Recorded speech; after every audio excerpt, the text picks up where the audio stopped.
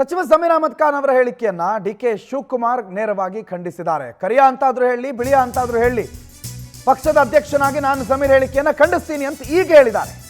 ಮೊನ್ನೆ ಹೇಳಿದ್ರು ಅವರೇನೋ ಸಿಕ್ಕಾಪಟ್ಟೆ ಕ್ಲೋಸು, ಅವರಿಬ್ರು ಬಹಳ ಆತ್ಮೀಯರು, ಹಾಗಾಗಿ ಅವರೇನೋ ಮಾತಾಡ್ಕೊಂಡಿದ್ದಾರೆ, ಅದು ಅವ್ರ ಪರ್ಸನಲ್ಲು ಅಂದಿದ್ದ ಡಿಕೆ ಶಿವಕುಮಾರ್ ಇವತ್ತು ಇಲ್ಲ, ನಾನು ಪಕ್ಷದ ಅಧ್ಯಕ್ಷನಾಗಿ ಹೇಳಿಕೆಯನ್ನ ಖಂಡಿಸ್ತೀನಿ ಅಂತ ಹೇಳಿದ್ದಾರೆ. ಕೊನೆಗೂ ಕೆಡೋ ಹಂತ ಬಂದಾಗ ಬುದ್ಧಿ ಬಂದಂಗೆ ಕಾಣ್ತಾ ಇದೆ. ಜಮೀರ್ ಯಾವ ಅರ್ಥದಲ್ಲಿ ಹೇಳಿದ್ರೋ ಗೊತ್ತಿಲ್ಲ, ಆದರೆ ಯಾವ ಅರ್ಥದಲ್ಲಿ ಹೇಳಿದ್ರು ತಪ್ಪೇ ಅನ್ನೋದು ಇವತ್ತು ಗೊತ್ತಾಗಿದೆ ಡಿಸಿಎಂ ಡಿಕೆ ಶಿವಕುಮಾರ್ ಅವರಿಗೆ. ಬೆಂಗಳೂರಲ್ಲಿ ಮಾತಾಡಿದ್ದಾರೆ, ಕುಮಾರಸ್ವಾಮಿಗೆ ಜಮೀರ್ ಕರಿಯ ಅಂತ ಹೇಳಬಾರ್ದಿತ್ತು, ಕ್ರಮ ಕೈಗೊಳ್ತೀರಾ ಅನ್ನೋ ಪ್ರಶ್ನೆಗೆ ನೋಡೋಣ ಅಂತಂದಿದ್ದಾರೆ. ಬಟ್ ಹೇಳಿಕೆ ತಪ್ಪು ಅಂತ ಹೇಳಿದ್ದಾರೆ. ಮೊನ್ನೆ ಹೇಳ್ದಂಗೆ ಹೇಳಿಲ್ಲ, ಅದು ಅವ್ರ ವೈಯಕ್ತಿಕ, ಅವರವರು ಬಹಳ ಚೆನ್ನಾಗಿದ್ದಾರೆ ಅದಕ್ಕೆ ಹೇಳಿದ್ದಾರೆ ಅಂತ ಇವತ್ತು ಹೇಳಿಲ್ಲ. ಹೇಳಿಕೆ ಕೊಟ್ಟಿದ್ದು ತಪ್ಪು ಅಂತ ಹೇಳಿದ್ದಾರೆ ಡಿ ಕೆ ಶಿವಕುಮಾರ್, ರಾಜ್ಯದ ಉಪಮುಖ್ಯಮಂತ್ರಿಗಳು.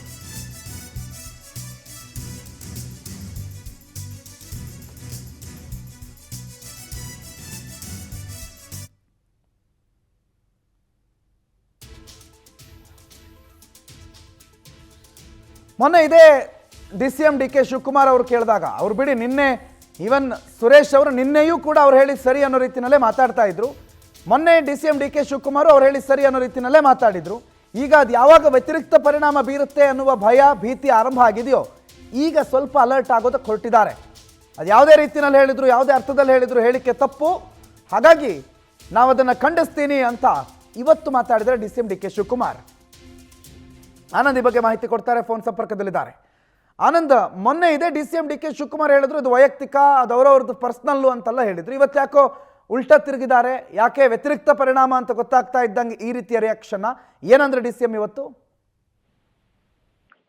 ಪ್ರಮುಖವಾಗಿ ಜಮೀರ್ ಅಹಮದ್ ಅವರ ಹೇಳಿಕೆಯಿಂದ ಸ್ವಪಕ್ಷದಲ್ಲೇ ಬಹಳಷ್ಟು ಒಂದು ವಿರೋಧಗಳು ವ್ಯಕ್ತವಾಗ್ತಾ ಇರ್ತಕ್ಕಂಥದ್ದು.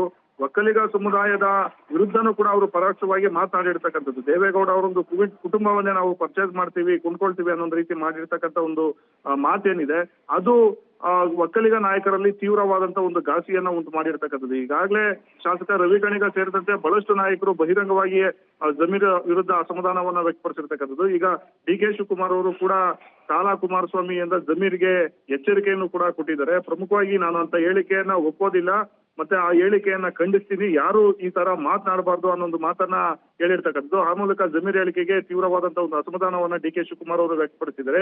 ಜೊತೆಗೆ ನಾನು ಪಕ್ಷದ ಅಧ್ಯಕ್ಷನಾಗಿ ಹೇಳ್ತಾ ಇದ್ದೀನಿ, ಆನ್ ರೆಕಾರ್ಡ್ ಆಗಿ ಹೇಳ್ತಾ ಇದ್ದೀನಿ, ಕಪ್ಪು ಬಿಳುಕು ಅಂತ ಯಾರು ಕೂಡ ಯಾರ ಬಗ್ಗೆನೂ ಮಾತನಾಡಬಾರದು ಅನ್ನೊಂದು ವಿಚಾರವನ್ನ ಅವ್ರು ಹೇಳಿರ್ತಕ್ಕಂಥದ್ದು. ಜೊತೆಗೆ ಈ ವಿಚಾರವಾಗಿ ಈಗಾಗಲೇ ಹಲವಾರು ಶಾಸಕರು, ಖುದ್ದು ಮುಸ್ಲಿಂ ಮುಖಂಡರು ಕೂಡ ಎಐಸಿಸಿ ವರಿಷ್ಠರಿಗೆ ದೂರು ಕೊಡೋದಕ್ಕೆ ಮುಂದಾಗಿರ್ತಕ್ಕಂಥದ್ದು. ಚುನಾವಣಾ ಫಲಿತಾಂಶ ಬಂದ ನಂತರ ಎಐಸಿಸಿ ಅಧ್ಯಕ್ಷರಿಗೆ ಹಾಗೆ ರಾಹುಲ್ ಗಾಂಧಿ ಅವರಿಗೆ ದೂರು ನೀಡೋದಕ್ಕೂ ಕೂಡ ಕೆಲವು ಮುಸ್ಲಿಂ ಮುಖಂಡರು ಹಾಗೆ ಒಕ್ಕಲಿಗ ಮುಖಂಡರು ಕೂಡ ತೀರ್ಮಾನವನ್ನ ಮಾಡ್ಕೊಂಡಿದ್ದಾರೆ. ಒಂದ್ ಕಡೆ ಸಚಿವ ಸಂಪುಟದಿಂದ ಜಮೀರ್ ಅವರನ್ನ ಕೈ ಬಿಡಬೇಕು ಅನ್ನೋ ಒಂದು ಒತ್ತಾಯವನ್ನು ಕೂಡ ಮಾಡೋದಕ್ಕೆ ಮುಂದಾಗಿರ್ತಕ್ಕಂಥದ್ದು. ಯಾಕಂದ್ರೆ ಪದೇ ಪದೇ ಅವರಿಂದ ಈ ರೀತಿಯ ಒಂದು ಡ್ಯಾಮೇಜ್ ಆಗ್ತಾ ಇರ್ತಕ್ಕಂಥದ್ದು. ವಕ್ಫ್ ಆಸ್ತಿ ವಿವಾದದಿಂದ ಬಹಳಷ್ಟು ಒಂದು ಮುಜುಗರಕ್ಕೆ ಇಡೀ ಪಕ್ಷದ ಮುಖಂಡರು ಒಳಗಾಗಬೇಕಾಯಿತು. ಮತ್ತೆ ಬಹುಸಂಖ್ಯಾತ ಹಿಂದೂಗಳ ಭಾವನೆಗೆ ಧಕ್ಕೆ ಬರ್ತಕ್ಕಂಥ ಒಂದು ಪರಿಸ್ಥಿತಿ ಜಮೀರ್ ಅಹಮದ್ ಅವರಿಂದಲೇ ಉಂಟಾಗಿದೆ ಅನ್ನೋ ಒಂದು ಆರೋಪ ಅವ್ರ ಮೇಲೆ ಇರ್ತಕ್ಕಂಥದ್ದು. ಇದೇ ಅಲ್ಲದೆ ಈಗ ಸಮುದಾಯದ ವಿರುದ್ಧವಾಗಿ, ಒಕ್ಕಲಿಗ ಸಮುದಾಯದ ವಿರುದ್ಧವಾಗಿ ಏನೋ ಒಂದು ಹೇಳಿಕೆಗಳನ್ನ ಕೊಡ್ತಾ ಇದ್ದಾರೆ. ಇದು ಕೂಡ ಬಹಳಷ್ಟು ಒಂದು ಖಂಡನೆ ವ್ಯಕ್ತವಾಗ್ತಾ ಇರ್ತಕ್ಕಂಥ ಒಂದು ಹಿನ್ನೆಲೆಯಲ್ಲಿ ಅವರ ವಿರುದ್ಧ ಒಂದು ಸೂಕ್ತ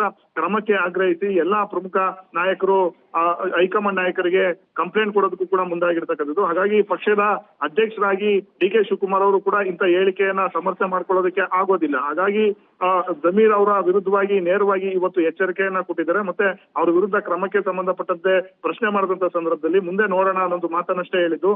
ಒಟ್ಟಿನಲ್ಲಿ ಜಮೀರ್ ಅವರ ಈ ಒಂದು ಹೇಳಿಕೆ ಏನಿದೆ, ಇದು ಪಕ್ಷದ ಕೆಲವು ಮುಖಂಡರಲ್ಲಿ ಮತ್ತೆ ಒಕ್ಕಲಿಗ ಸಮುದಾಯದ ನಾಯಕರಿಗೆ ಒಂದು ರೀತಿ ಘಾಸಿಯನ್ನ ಉಂಟು ಮಾಡಿರ್ತಕ್ಕಂಥ ಹಿನ್ನೆಲೆಯಲ್ಲಿ ಹೈಕಮಾಂಡ್ ನಾಯಕರಿಗೂ ಕೂಡ ದೂರು ಕೊಡೋದಕ್ಕೆ ಮುಂದಾಗಿದ್ದಾರೆ. ಪ್ರಣೋದ್, ಥ್ಯಾಂಕ್ ಯು ಮಾಹಿತಿಗೆ ಆನಂದ್.